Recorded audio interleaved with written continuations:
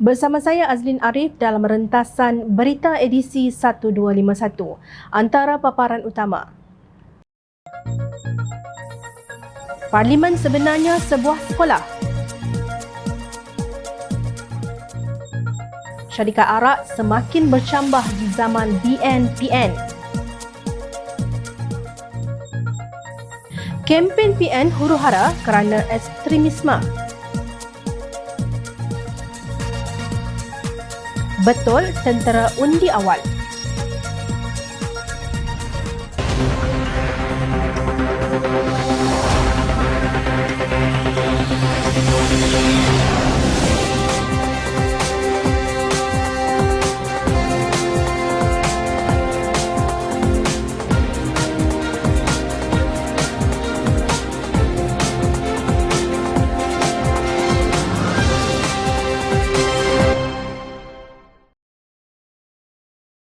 Assalamualaikum dan salam sejahtera.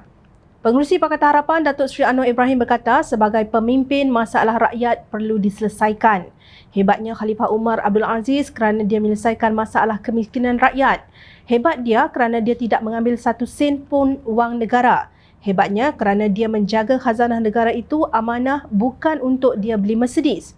Beliau berkata demikian ketika berucap dalam siri Jelajah Kelantan baru-baru ini untuk menyokong pencetus fenomena bendera putih Nik Faizah Nik Osman sebagai calon Pakatan Harapan Pengkalan Cepak Kelantan.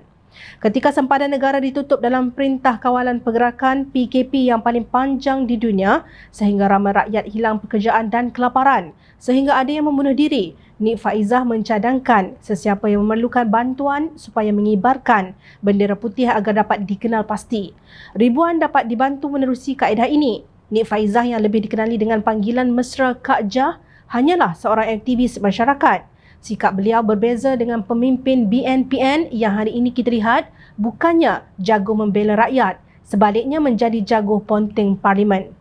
Menurut data yang dikumpulkan oleh MY daripada sumber Hansard di Parlimen, antara 27 Julai 2021 hingga 4 Ogos 2022, kehadiran Presiden PAS Tan Sri Abdul Hadi Awang di Dewan Rakyat hanyalah 26 kali, iaitu 30.5% lebih baik sedikit berbanding pengerusi Perikatan Nasional Tan Sri Mahyadin Mat Yassin yang hadir hanya 23 kali. 27.38%. Abdul Hadi ketika menjustifikasi ketidakhadirannya berkata, kehadiran di Parlimen bukan macam hadir kelas sekolah, itu orang tidak faham. Menteri-menteri bukan duduk tunggu begitu saja. Dia jawab soalan dan bila selesai akan jalankan tugas di luar pula. Orang yang tidak ada tugas di luar boleh tunggu, katanya dalam satu petikan media. Sementara itu Mahyadin pula bangga digelar bapa PKP. Anwar Ibrahim kata, saya bapa PKP, saya bangga. Dia tidak sedar kalau hari itu semasa COVID-19 saya tidak buat PKP, berapa banyak sudah jangkit dan mati, katanya di petik Free Malaysia Today. Namun apa yang berlaku selepas rakyat dikenakan PKP tanpa disertai program untuk membantu mereka yang terkesan dengan dasar keras itu?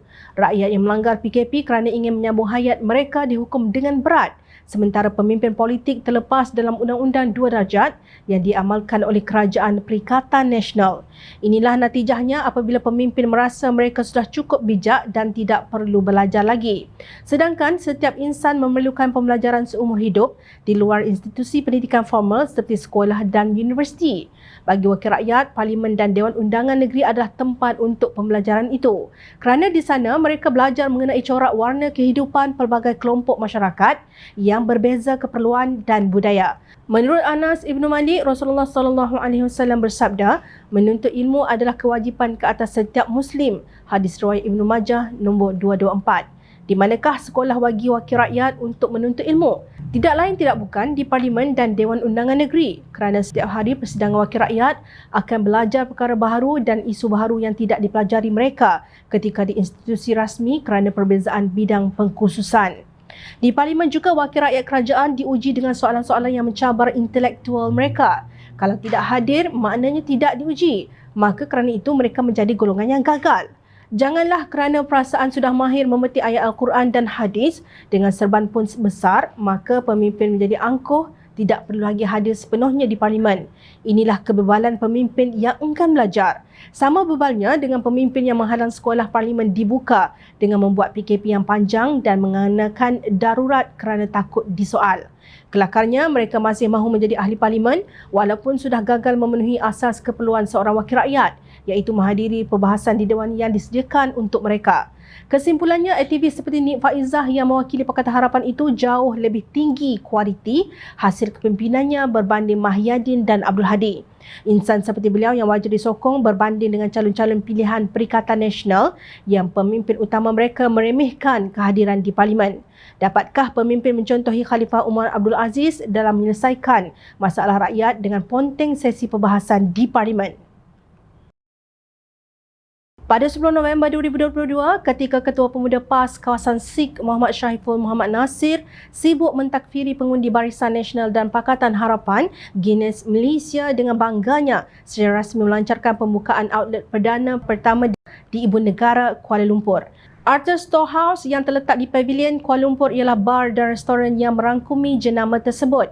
Outlet perdana Guinness yang pertama direka untuk memberikan peminatnya di Malaysia pengalaman Dublin Storehouse betul-betul di tengah-tengah Kuala Lumpur. Untuk itu, kami sangat teruja dengan perkongsian eksklusif ini yang diwujudkan antara Guinness Malaysia dan Storehouse Project, kata Sean Lim, pengurus pemasaran Guinness Malaysia di petik thevibes.com. Sekejap, mana pejuang Islam? Dulu ketika jadi pembangkang begitu lantang mahu tutup kilat arak. Sekarang apa sudah jadi? Sebelum ini, pada 21 Jun 2022, Carlsberg Brewery Malaysia Berhad mengumumkan telah memperuntukkan perbelanjaan modal capex sebanyak 110 juta ringgit untuk menaik taraf kilang birnya di Shah Alam. Peruntukan itu merupakan pelaburan terbesar kilang bir pertama yang dibina di luar Copenhagen, Denmark itu dalam tempoh 30 tahun, lapor The Star. Ketua Pegawai Eksekutif Kumpulan Carlsberg, C.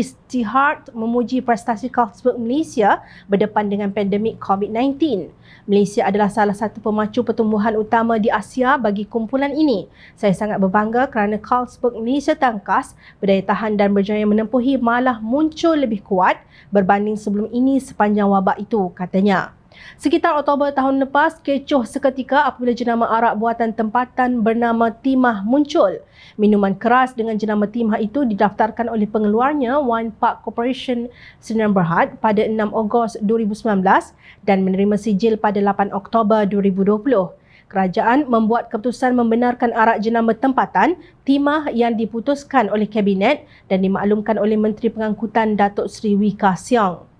Pemimpin PAS hanya terkebil-kebil, langsung tiada kecaman terhadap Ka Siong yang seolah-olah jadi jurucakap ad hoc syarikat arak tersebut.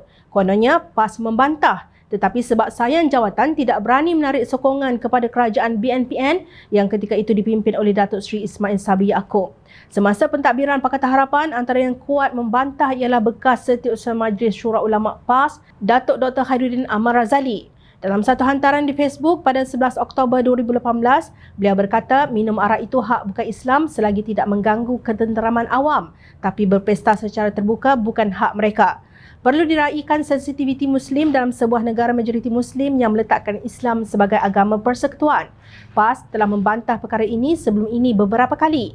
Kali ini ujian bagi PH setelah berkuasa. Adakah perkara seumpama ini diberi lesen besar di zaman mereka dengan mengenepikan sensitiviti umat Islam? Bidasnya tatkala membantah penganjuran Oktoberfest. Tetapi kita semua maklum, Oktoberfest tetap dianjurkan tatkala kerajaan tebuk atap berkuasa.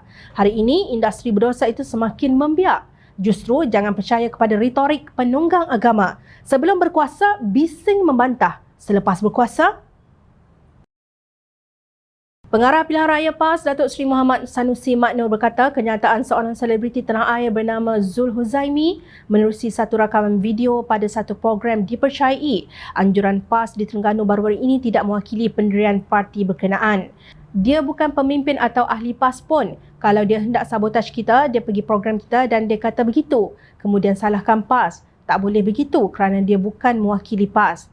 Saya pun tidak berani nak cakap bagi pihak PAS, hanya Presiden Setiausaha Agung sahaja boleh buat begitu. Saya hanya boleh bercakap dalam bidang saya iaitu pilihan raya, itu sahaja, katanya lapor Astro Awani.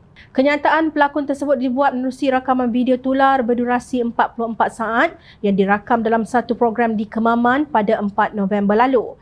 Orang kafir ni tak boleh percaya. Hari ni dia kawan kita, besok dia tikang kita. Pesan orang tua-tua, kalau jumpa ular tedung dengan orang kafir, mu katok mana dulu? Tu dia. Tapi kafir ni ada dua. Zimmi, harbi. Zimmi yang kita kena jaga sebab dia ikut. Yang kita kena ambil tahu, ambil kisah sebab dia menyokong pemerintahan kita. Nak apa? Hak itu yang kita nak. Betul? Yang harbi ni, tak erti bahasa ni, buat apa ni? Kalau saya ni, ikut darah panah saya, banyak dah saya sembelih. Sungguh, sama juga dengan saudara-saudara di bawah, betul tak? Muhammad Sanusi juga menyifatkan kenyataan pelakon tersebut sebagai berbahaya selain boleh memberi persepsi tidak baik kepada pemerintahan PAS. Terdahulu, Pengerusi Perikatan Nasional Tan Sri Mahyadin Mat Yassin memohon maaf kepada mana-mana pihak yang tersinggung dengan kenyataan pengundi masuk api neraka jika memilih Barisan Nasional atau Pakatan Harapan pada pilihan raya umum ke-15 ini. Kenyataan tersebut dikeluarkan oleh Ketua Pemuda PAS kawasan SIG Ustaz Muhammad Syaiful bin Muhammad Nasir. Dalam video berkenaan, beliau menyeru supaya mengundi Perikatan Nasional kerana barang siapa yang mengundi Pakatan Harapan dan Barisan Nasional akan masuk neraka. Kepada semua pengundi-pengundi di SIG yang nak mengundi ni, balik pangkah Perikatan Nasional. Siapa yang pangkah Barisan Nasional dan Pakatan Harapan, masuk pi neraka. Mahyadin turut berharap isu kenyataan oleh pemimpin pemuda PAS SIG itu tidak perlu diperbesarkan. Seharusnya semua pemimpin Perikatan Nasional perlu mengelakkan mengeluarkan kenyataan sedemikian kerana boleh menimbulkan salah faham, katanya. Mengulas mengenai kenyataan Mahyadin itu, Pengerusi Amanah dan Pakatan Harapan Terengganu, Datuk Raja Kamaru Bahrin Shah berkata, Presiden Bersatu itu mungkin berniat baik untuk rakan apabila memohon maaf atas tindakan Ketua Pemuda PAS SIG tersebut. Tetapi tugas beliau tidak selesai dengan isu itu sahaja kerana rakan akrab beliau dalam Perikatan Nasional telah banyak melempar dakwah liar kepada banyak pihak sejak zaman berzaman di mana parti lama beliau UMNO sendiri dikenakan tuduhan kafir melalui amanat Presiden PAS Tan Sri Haji Adi Awang. Ujar beliau dalam tulisannya di Malaysia Kini. Kata Raja Kamarul, oleh kerana itulah agaknya Tan Sri Mahyadin pernah menggelar PAS parti ajaran sesat atas keceluparan dan juga sikap berubah-ubah PAS. Beliau juga membangkitkan kenyataan Pesuruhjaya PAS Perak Razman Zakaria yang menuduh Datuk Seri Anwar Ibrahim akan membenarkan perkahwinan sama jenis jika berkuasa. Isunya, kata-kata dari mulut Presiden dan Pesuruhjaya PAS negeri pun sama tajam dan hebat kenapa hanya kenyataan Ketua Pemuda PAS ditegur dan dipohon maaf. Adakah konsep kekebalan dan pilih bulu dibenarkan dalam Islam? Soalnya, Raja Kamaru juga mempersoalkan adakah tindakan JAKIM yang didakwa memadam rekod pengharaman amanat hadi daripada portal rasminya oleh Kerajaan Perikatan Nasional yang diterajui oleh Mahyadin, maka segala dosa lama boleh dimaafkan begitu sahaja. Berapa ramai telah bercerai-berai dan dikafiri oleh amanat Haji Hadi? Adakah Menteri Agama daripada PAS menganggap memadamkan pengharaman amanat Haji Hadi dari portal JAKIM, rakyat dengan mudahnya boleh memaafkan segala-galanya? Adakah Menteri Agama menganggap kuasa di tangannya satu hari nanti boleh dengan semudahnya mengeluarkan pengesahan siapa kafir dan siapa masuk neraka sesuka hati? Sekarang keluar pula tuduhan mereka dalam PH terdiri daripada orang tidak beriman dan Menteri Agama berdiam diri, bidasnya. Secara sinis, Raja Kamaru berkata nampaknya Tan Sri Mahyadin akan mengeluarkan banyak lagi permohonan maaf untuk anak buahnya daripada PAS kerana mereka tidak pernah serik.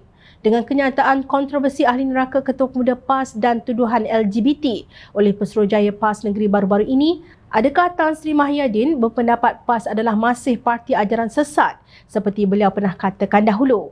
Nampaknya tabiat kontroversi lama PAS yang dulunya dikatakan sesat masih kekal. Yang berubahnya adalah hari ini PAS adalah sahabat baik Mahyadin, tempelaknya.